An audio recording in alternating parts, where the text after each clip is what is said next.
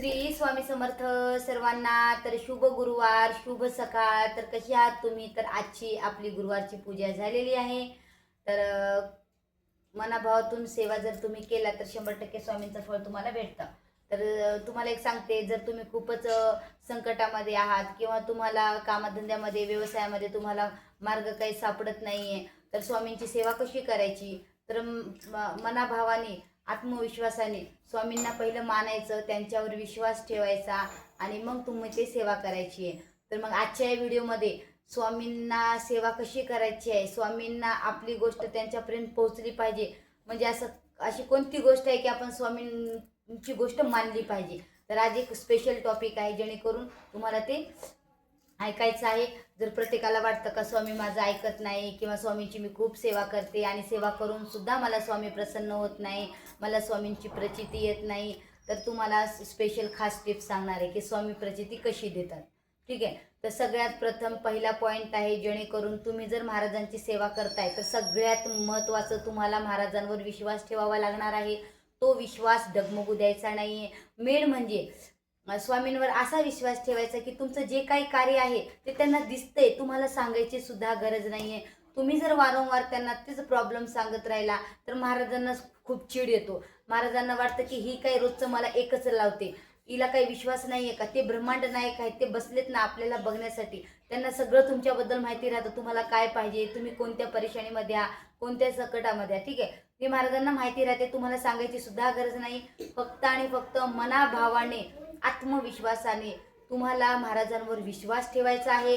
मग ती सेवा गुरुचरित्र पारायणाची करा किंवा स्वामी चरित्र सारामृताची सेवा करा किंवा तुम्ही नामस्मरण करा, जाप करा, काहीही करा, पण आत्मविश्वासाने, शुद्ध मनाने, आणि मेन म्हणजे महाराजांवर विश्वास. जर तुम्ही महाराजांवर विश्वास ठेवत नाही आणि महाराजांची सेवा करताय मनामध्ये धकुड पुकुड करून, तर काय होणार की ती प्रचिती आपल्याला येणार नाही. म्हणून स्वामी महाराजांची प्रचिती तुम्हाला जर येत नसेल तर हे कारण आहेत, आणि या कारणानुसार तुम्ही जर महाराजांची सेवा केला तर ही सेवा तुम्हाला पावणार सुद्धा नाहीये. भले तुम्ही सेवा नाही केली, पण एका ठिकाणी शांतपणे महाराजांचं नाव जरी घेतलं तरी ते तुमचे संकट दूर टळतात. ठीक आहे. तर मग ज्यांना कुणाला वाटतं का स्वामी सेवा करून सुद्धा मला स्वामींची प्रचिती येत नाहीये, तर त्या खास महिलांसाठी, खास दादांसाठी हा व्हिडिओ आहे. तुम्ही स्वामींवर विश्वास ठेवा. मेन म्हणजे स्वामी सेवेमध्ये येण्याच्या पहिले स्वामींचे नियम ऐकून घ्या. नियम काय आहेत की स्वामी संकट देतात, स्वामी लवकर पावत नाहीयेत, स्वामी परीक्षा घेतात. या गोष्टीमध्ये तुम्ही जर पास झालात तर स्वामींचे तुम्ही खरे भक्त आहात. जर तुम्ही स्वामी सेवा करून स्वामी मला पावत नाही जर असं म्हणलात तर तुम्ही कधीच स्वामींचे भक्त होणार नाही.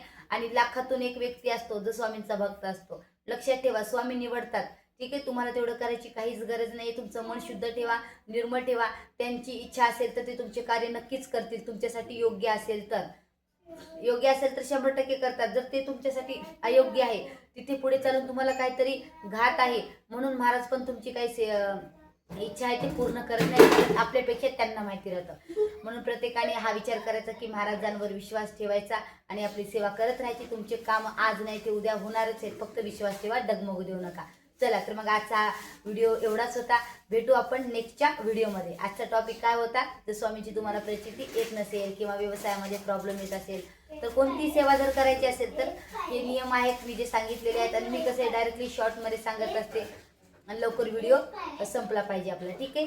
तर थँक्यू सो मच, तुम्ही एवढा टाईम दिला माझा व्हिडिओ बघण्यासाठी. तर सबस्क्राईब करायला विसरू नका. आणि असे नवीन नवीन व्हिडिओ पाहण्यासाठी स्वामींविषयी घेऊन येत असते, त्याच्यासाठी आपल्याला बेल आयकॉन बटनला क्लिक करावं लागणार आहे. ठीक आहे. चला तर मग भेटू आपण नेक्स्टच्या व्हिडिओमध्ये. श्री स्वामी समर्थ. जय जय स्वामी समर्थ.